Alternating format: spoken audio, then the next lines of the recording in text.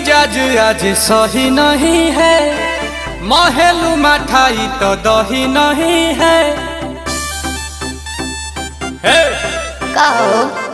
लागे मिजाज आज सही नहीं है, तो महलू मठाई तो दही नहीं है।